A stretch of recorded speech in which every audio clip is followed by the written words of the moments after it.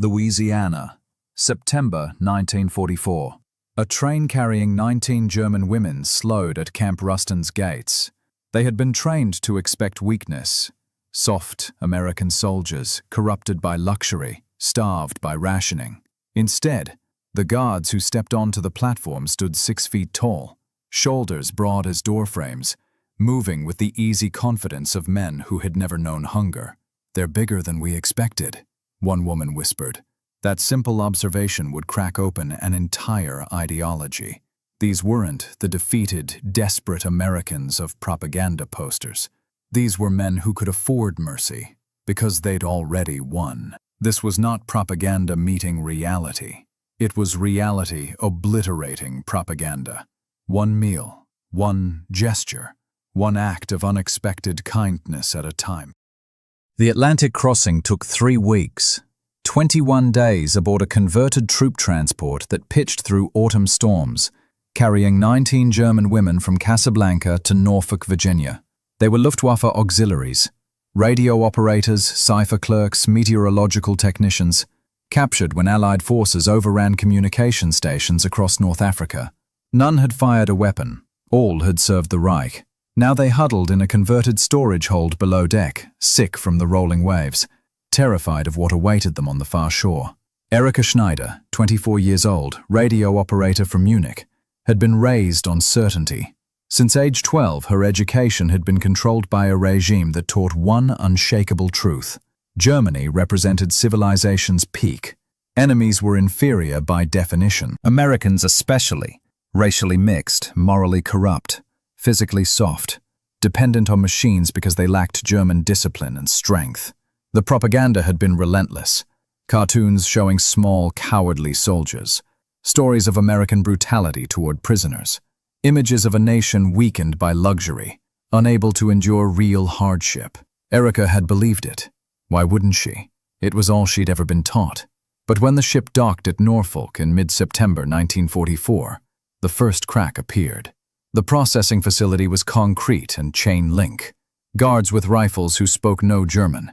Professional, distant, not cruel. They were photographed, fingerprinted, examined by military physicians who worked with clinical efficiency. No beatings, no humiliation, just bureaucracy. Then they were loaded onto a train heading west, and the real shock began. Through the windows they watched America scroll past. They had expected ruins. Surely a nation at war would show signs of sacrifice. Instead, cities blazed with light even at night. Farms stretched to horizons, barns full, cattle fat. Towns where children played in streets without fear of air raids. The abundance felt obscene, impossible. "It can't be real," whispered Greta Hoffman, 31, a communications officer who'd worked in Tripoli. "They must be showing us only the good parts." But the train rolled for days, through Virginia, Tennessee, Arkansas, and the good parts never ended. Fields heavy with crops, towns without bomb damage, people who looked well-fed and unafraid. Erika pressed her forehead against the glass, trying to reconcile what she saw with what she'd been taught. If Americans were soft and weak, how had they built this? If they were starving and desperate, where was the evidence? The questions gnawed at her more than any answer could have. By the time the train slowed at Camp Ruston, Louisiana on September 15th, she was already beginning to understand. Everything had been a lie. Not exaggeration, not spin, a fundamental, catastrophic lie. And if the propaganda had been wrong about American weakness, what else had been wrong? What else had they been told that would crumble under the weight of simple observation? The train shuddered to a stop. Through windows clouded with dust and condensation, they glimpsed guard towers, barbed wire, rows of wooden barracks stretching toward pine forests. It looked like every prisoner of war camp they'd imagined, austere, functional, designed for containment. But when the doors opened and they stepped onto the platform, what they saw next would shatter their certainty even further. 6 American guards stood in formation on the platform. That was all. 6 men in pressed uniforms, polished boots, waiting with the casual patience of people who had already won and knew it. But it wasn't their posture that struck first. It was their size. They were enormous. Not just tall, though most stood well over 6 feet. but broad-shouldered, thick-armed, carrying weight that looked like strength rather than fat. Their faces were tanned and healthy. Their forearms were the size of fence posts. The nearest guard, a red-haired sergeant with a square jaw, had to weigh at least 90 kilograms of what appeared to be pure muscle. Erica Schneider, standing 165 centimeters tall, felt like a child beside them. "Jesus Christ," Greta whispered in German. "Look at them." Anna Koch started crying quietly. "They're going to hurt us," she said. "Look how big they are." But size wasn't the only shock. It was the health. These men looked like they'd just eaten full meals and slept 8 hours. Their skin had color. Their movements were confident, relaxed, showing none of the tension or hunger that marked every German soldier the women had seen in the final months before capture. By 1944, Wehrmacht troops looked like skeletons in uniform, hollow-cheeked, exhausted, running on adrenaline and ideology. These Americans looked like they could fight a war without breaking stride. The physical disparity was proof, undeniable, material proof, that everything they'd been told was wrong. You couldn't fake this. You couldn't stage it. These men were well-fed because America had food. They were strong because America had resources. They moved with confidence because they came from a nation that wasn't starving, wasn't collapsing, wasn't desperate. The propaganda had shown Americans as small, weak, dependent on technology to compensate for physical inferiority. The reality standing before them was 6 men who looked like they could break stone with their bare hands. The red-haired sergeant stepped forward. When he spoke, it was in accented but comprehensible German. "Exit the train in single file. Bring your belongings. No running, no talking. Follow instructions." His voice was deep but not unkind. He didn't shout, didn't threaten, simply gave orders and waited. Professional authority without cruelty. Another crack in the edifice of everything they'd expected. The women filed out slowly, legs shaky from days of travel. Erica descended the steps carefully and found herself standing 5 feet from the sergeant. He looked down at her, actually down, the angle steep enough to make her neck hurt, and asked, "Name?" She gave it. He marked something on a clipboard, assigned her to Barracks 4, gestured for her to follow Corporal Henderson, another massive American with dark hair and hands that dwarfed the paperwork he carried. They walked across the compound surrounded by Americans who moved with an ease that felt almost careless. No tension, no fear, just men doing jobs. The contrast was staggering. Every German soldier Erica had encountered in the past year had looked like he was 1 meal away from collapse.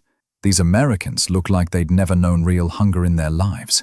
And perhaps they hadn't. Perhaps that was the point. Perhaps America's greatest weapon wasn't its tanks or planes, but the simple fact that it could feed millions of soldiers, equip them lavishly, and still have enough left over to feed enemy prisoners 3 meals a day. "How?" Greta whispered behind her as they marched. "How are they so—" She didn't finish, but Erica understood the question. How could a supposedly inferior people look so strong? How could a nation at war for 3 years show no signs of strain? The propaganda had been catastrophically, fundamentally wrong. And if it was wrong about this, what else was it wrong about? That question would haunt them for months. But first, they had to survive dinner. The mess hall smelled of roasted meat and fresh coffee. That was the first shock. Not the sight of food, but the smell, rich and overwhelming. So foreign after years of watery soup and black bread that Erica's stomach clenched with involuntary hunger. The building was large, wooden, with long tables and benches. American soldiers ate at half the tables, talking and laughing. German prisoners, all male, maybe 200 of them, occupied the other half in near silence. The women were directed to a separate section near the kitchen. Erica joined the serving line, took a metal tray, moved past steam tables where American cooks loaded her plate. Mashed potatoes with gravy, roast beef, thick slices, still steaming, green beans, bread with butter, real butter, yellow and soft, coffee, and apple pie. She stared at the tray, unable to process what she was seeing. This was more food than she'd seen in a single meal in years. In Germany, strict rationing had been in effect since 1939. By 1943, they'd been eating potatoes and cabbage, lucky to get meat once a week. Toward the end, before capture, Meals had been watery soup with maybe a piece of turnip, bread so dark and dense it sat like stone in the stomach. This was abundance on a scale that seemed criminal. She sat at a table with Greta and Anna and 4 other women. No one spoke. They all stared at their trays with something like religious awe. Finally, Greta picked up her fork, took a bite of potato. Her eyes closed. Tears started falling. "It's real," she whispered. "God help us, it's real." Erica ate slowly, methodically, trying not to cry. The beef was tender, seasoned with salt and pepper and something else she couldn't identify. The potatoes were creamy. The butter was fresh. The apple pie was sweet and tart and warm. Each bite confirmed what her eyes had been telling her since Norfolk. America wasn't suffering. America wasn't starving. America had been feeding its citizens and its soldiers, and now even its enemies, with food that surpassed anything Germany had managed even in peacetime. The numbers were staggering. Later, she would learn that American food production in 1944 exceeded 140 million tons annually, enough to feed not just its own population, but to supply Britain, the Soviet Union, and millions of prisoners of war. German production had peaked at 26 million tons in 1938 and had collapsed to less than 15 million by 1944. At the next table, a group of male German prisoners ate in similar, stunned silence. One of them, a thin man with hollow cheeks, held his piece of bread like it was sacred, turning it over and over, unable to believe it was his to eat. Across the mess hall, American soldiers consumed the same food without ceremony, talking about baseball and mail from home, paying no attention to the prisoners. To them, this meal was normal, unremarkable, just dinner. "How did we lose to these people?" Anna asked quietly. It was the question everyone was thinking, but no one wanted to speak aloud, because the answer was becoming horrifyingly clear. They'd lost because they'd been fighting an enemy with unlimited resources, vast industrial capacity, and enough food to feed armies and prisoners alike without strain. Germany had been starving since 1943. America was serving roast beef to enemy captives.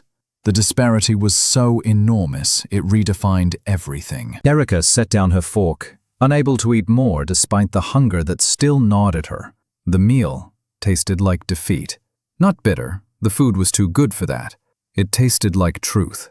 Cold, undeniable truth. They had never stood a chance. Not against this.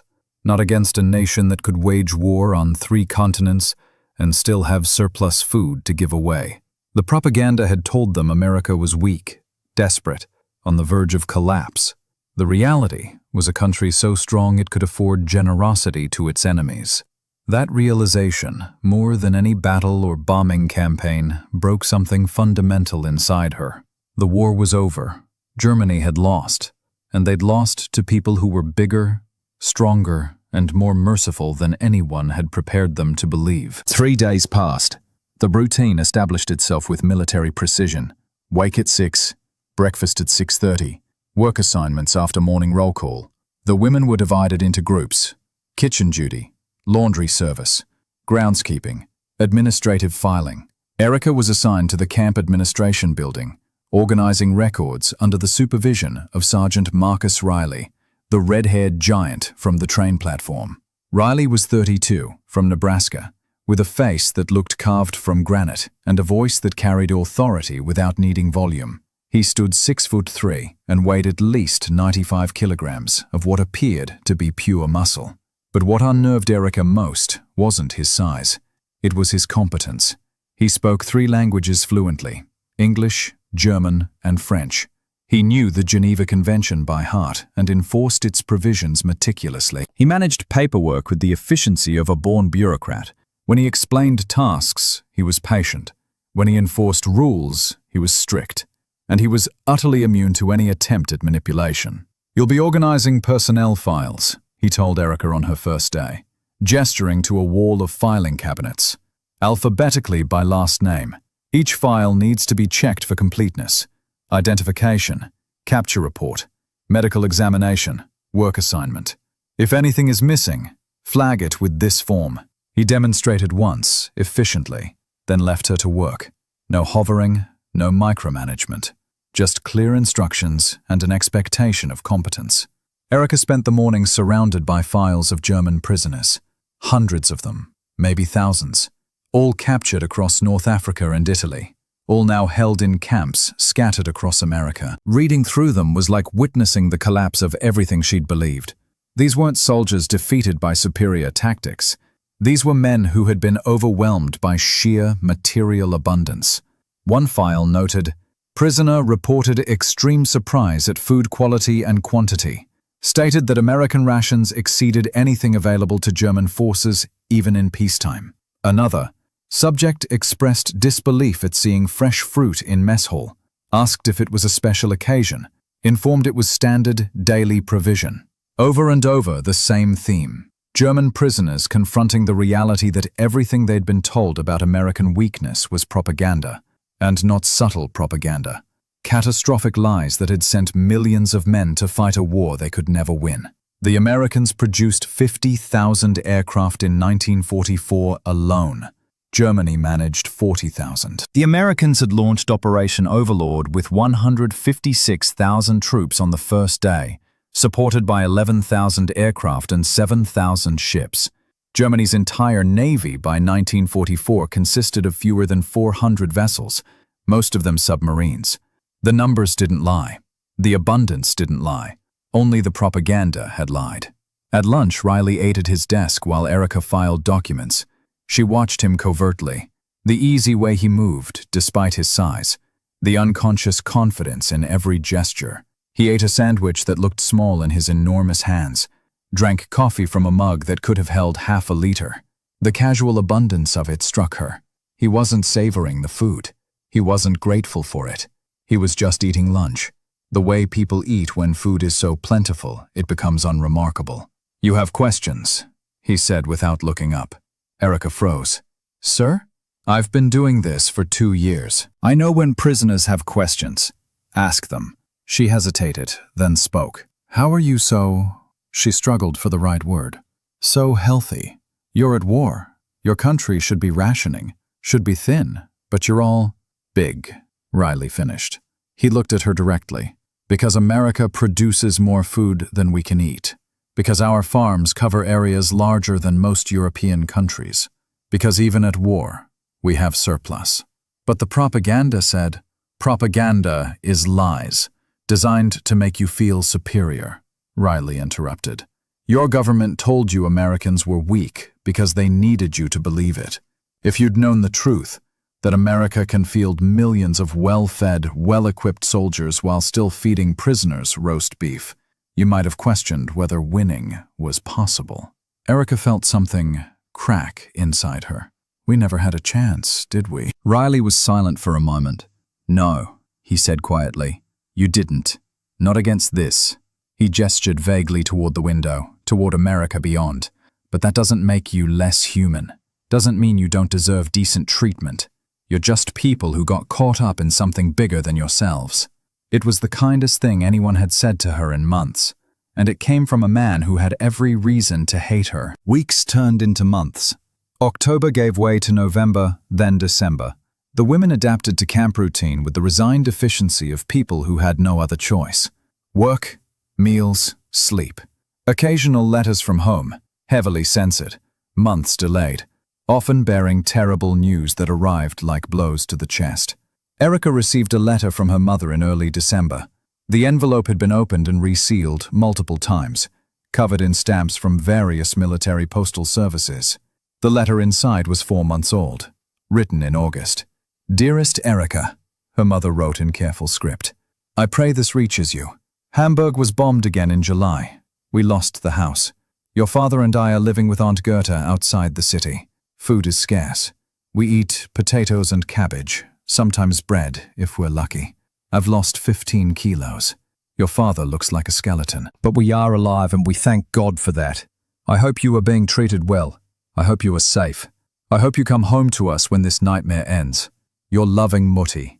Erica read the letter 3 times, then folded it carefully and placed it in the wooden box under her bunk where she kept her few possessions. Her mother was starving. Her father was starving. Her city was ruins. And she was eating 3 full meals a day. working in a heated office, sleeping in a clean barracks. The guilt was crushing, made worse by the fact that she was grateful to be here rather than there. What kind of daughter felt relief that her parents were suffering while she was safe? That evening, she stood outside the barracks in cold air that felt sharp against her face. The compound was quiet. Guard towers rose against a sky full of stars. Somewhere in the distance, a radio played music. American jazz, smooth and complex and utterly foreign. Sergeant Riley walked past on his rounds, saw her standing there, paused. "You all right, Schneider?" "I received a letter from home." Riley waited. "My parents are starving. My city is ruins. And I'm here eating roast beef. Warm. Safe." She looked at him. "How is that fair?" Riley considered the question seriously. "It's not," he said finally. "War isn't fair. You're experiencing the consequences of decisions your government made years before you were old enough to question them. Your parents are experiencing the same consequences. It's all profoundly unfair. But you're treating us well," Erica said. "Better than we treated your prisoners, probably." "Why?" "Because your government being wrong doesn't mean we have to be," Riley replied simply. "Because we're trying to build a world where wars end and people go home and life rebuilds. Can't do that if we dehumanize everyone we fight. Can't build peace by creating more hatred." He paused, seemed to debate something, then continued. "My brother was at Normandy. He's dead. Your military did that. But you personally didn't do it. You filed paperwork and encoded weather reports. Should I hate you for that? Should I starve you? What would that accomplish except making me as bad as the people we're fighting against?"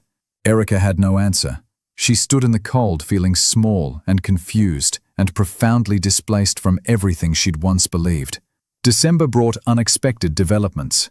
The camp chaplain, a Lutheran pastor from Wisconsin who spoke fluent German, organized Christmas services for the prisoners. He also arranged for the Red Cross to deliver packages, books, playing cards, writing materials, small luxury items like chocolate and soap.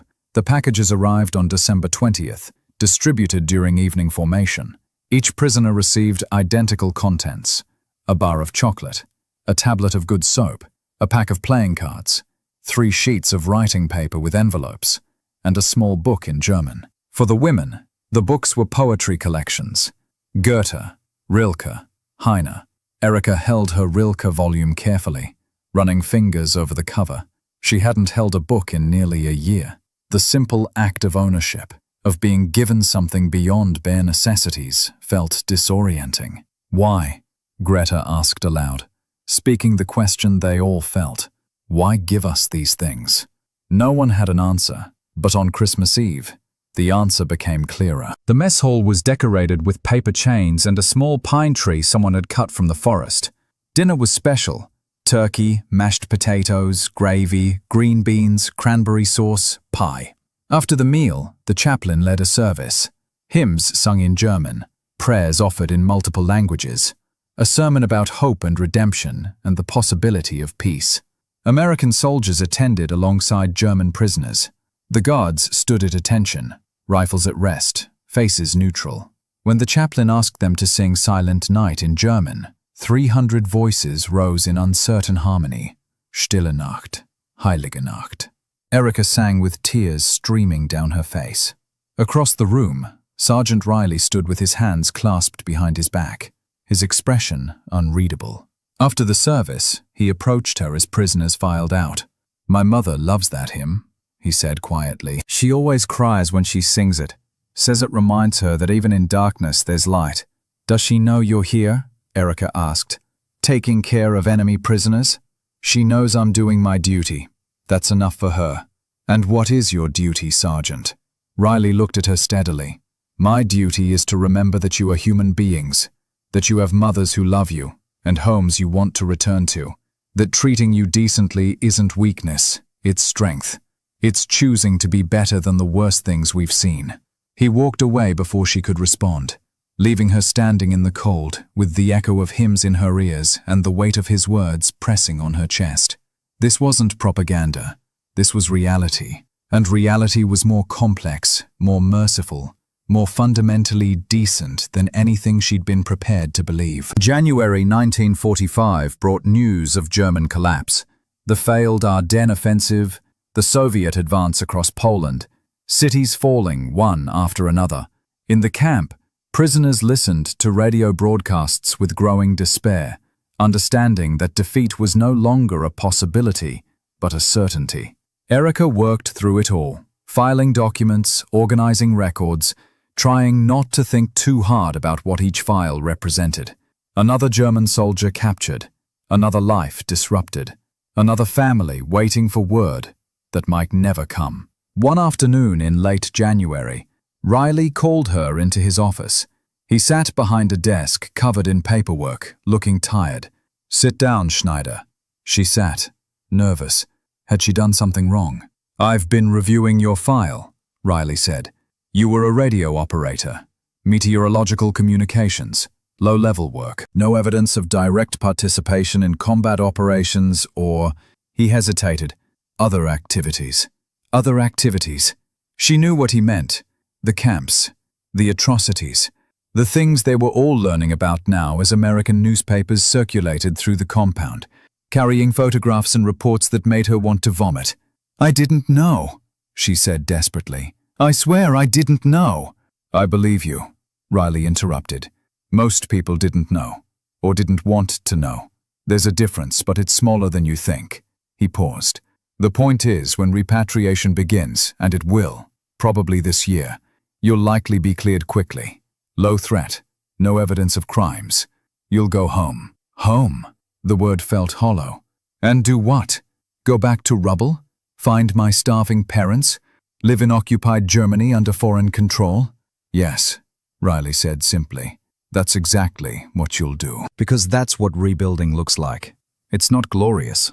It's just work. "But I don't want to leave," Erica said, and realized, as she said it, that it was true. "Here, I'm safe. I have food. I have work. I don't have to see what Germany has become. I don't have to face what we did." Riley's expression hardened. "You don't get to hide here, Schneider. You don't get to stay comfortable in an American prison camp while your country rebuilds. You were part of what Germany was.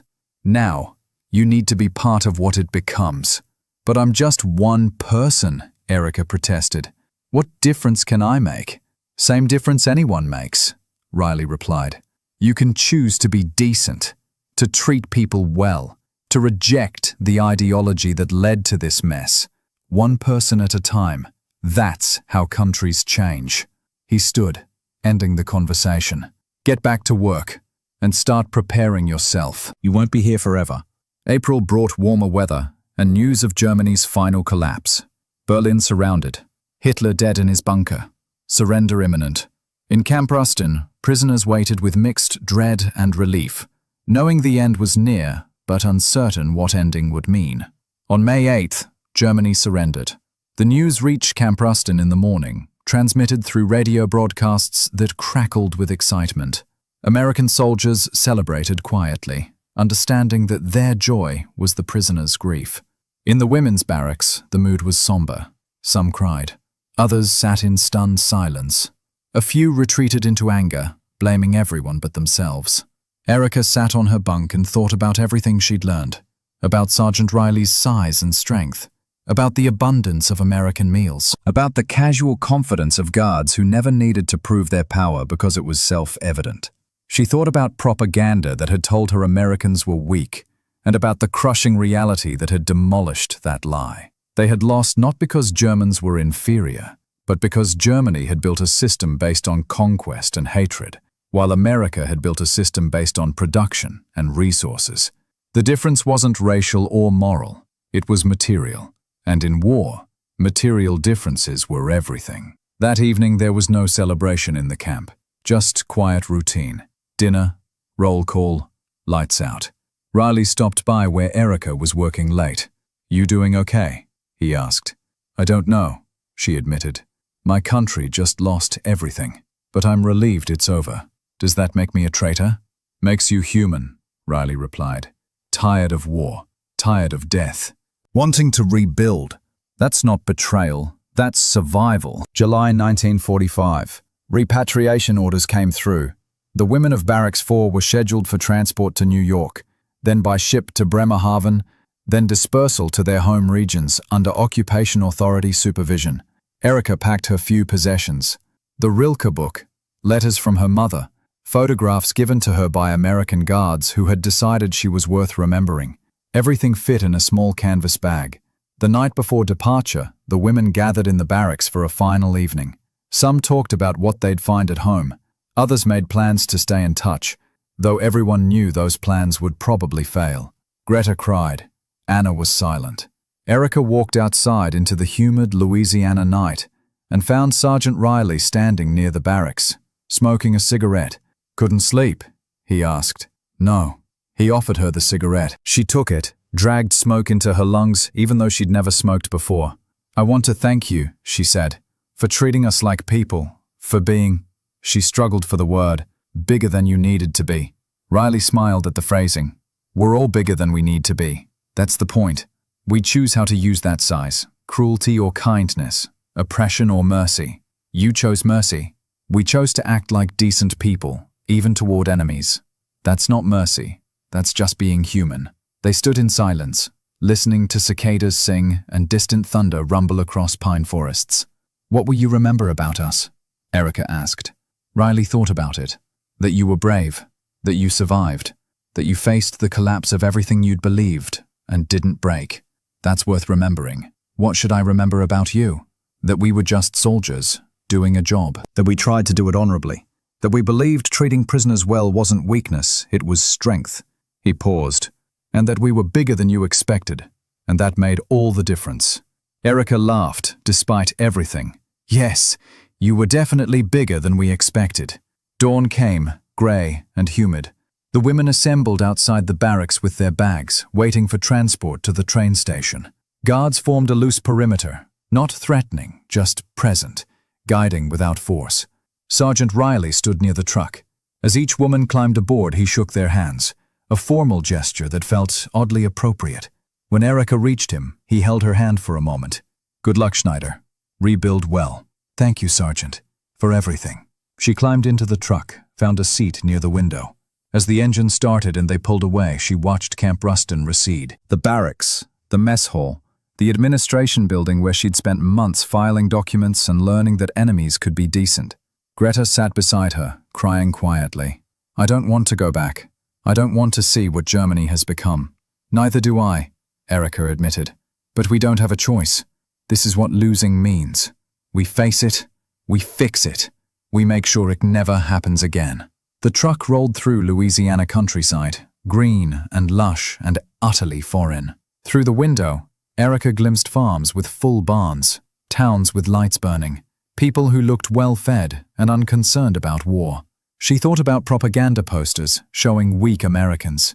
She thought about the reality, guards like Riley who towered over them physically and morally, choosing kindness when cruelty would have been easier. She thought about going home to rebuild a country that had lost everything because it had believed lies.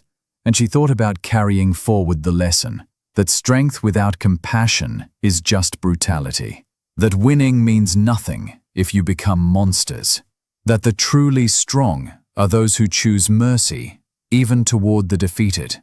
This wasn't propaganda meeting reality. This was reality teaching a lesson that would echo through generations. America's greatest weapon wasn't its bombs or planes. It was its abundance, paired with its humanity. That combination had won the war, and now it would win the peace. Erika Schneider returned to Germany in August 1945. Hamburg was worse than she'd imagined. Block after block of ruins. People living in cellars. Hunger everywhere. Her parents had survived, but looked like skeletons, aged beyond their years. She worked rebuilding what the war had destroyed. Physical labor, clearing rubble, salvaging materials, helping reconstruct buildings. But also psychological labor, confronting what the regime had done, facing guilt and complicity, trying to build something better from complete collapse. She married in 1948, a man named Thomas who had been a prisoner in England and carried similar stories of unexpected kindness. They had 3 children and told them about the war not as glory, but as warning. Never again. Never believe leaders who promise superiority while delivering destruction. In 1965, Erica received a letter from America. Sergeant Marcus Riley, now retired, had tracked her down through Red Cross records. The letter was brief. "Dear Mrs. Schneider, I hope this finds you well and thriving in rebuilt Germany. I often think about the women from Camp Rustin and wonder how you all fared. I hope you found the strength to rebuild both your country and your lives. I hope you passed forward the lesson that even enemies can be decent, that mercy matters, that we're all just people trying to survive. Best wishes, Marcus Riley." She wrote back immediately. They corresponded for years. Annual letters, holiday greetings, photographs of growing families. The correspondence became a thread connecting two people who had been enemies and had learned that enmity was smaller than humanity. In 1988, Erica visited America for the first time as a free citizen. She traveled to Nebraska, met Riley and his wife, saw photographs of his grandchildren. They sat on his porch drinking coffee and talked about Camp Rustin, about the war, about the strange grace of surviving. "You were bigger than we expected," Erica said, echoing that first observation from 44 years earlier. Riley laughed. "And you were stronger than you knew. You survived. You rebuilt. You raised children who will never repeat those mistakes. That's everything." Erica Schneider died in 2003 at age 83. Among her possessions, her children found the Rilke book given to her at Camp Rustin, letters from Marcus Riley spanning 5 decades, and a photograph of Riley and other Camp Rustin guards inscribed, "To Erica, proof that enemies can become friends, and that mercy is stronger than hatred." At her funeral, her daughter read from one of Erica's letters to Riley, written in 1990. "I think often about that first moment when we saw you, guards, on the platform. So much larger than we'd been told to expect, so much stronger than propaganda had prepared us for. That physical disparity symbolized everything we learned in the following months. You were bigger than we expected, in every way, physically, morally, psychologically. You had the power to hurt us, and chose kindness. You had victory, and chose mercy. That lesson shaped everything that came after. Germany rebuilt because people like me carried home the knowledge that strength doesn't require cruelty. Thank you for teaching us that. Thank you for being bigger than you needed to be." The story of German POWs in American camps became part of both nations' histories. For Americans, it represented an ideal that even in war, even toward enemies, decency was possible. For Germans, it became a reminder that defeat hadn't meant destruction of humanity, that their enemies had chosen mercy when vengeance would have been easier. Marcus Riley died in 1998. At his funeral, his children read from his war diary, written in Camp Rustin, July 1945. "The German women left for repatriation today. Schneider thanked me for treating them decently. I told her we were just doing what decent people do. But I've been thinking about it since.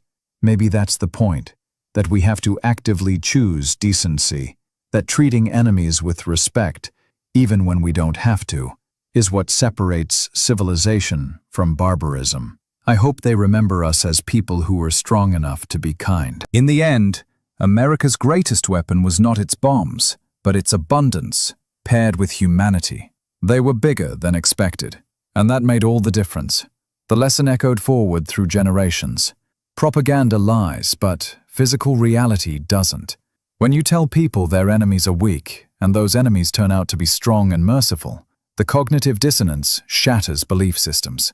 The 19 women who arrived at Camp Rustin in September 1944 expected brutality and found kindness.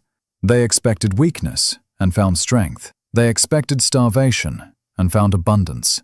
That gap between expectation and reality became the foundation for rebuilding not just Germany, but the moral architecture of post-war Europe. Strength without compassion is merely brutality. Victory without mercy is hollow. The truly powerful are those who can afford kindness to the defeated. America proved that in wooden barracks and mess halls across Louisiana, one meal, one gesture, one act of unexpected decency at a time. They were bigger than expected, in every way that mattered.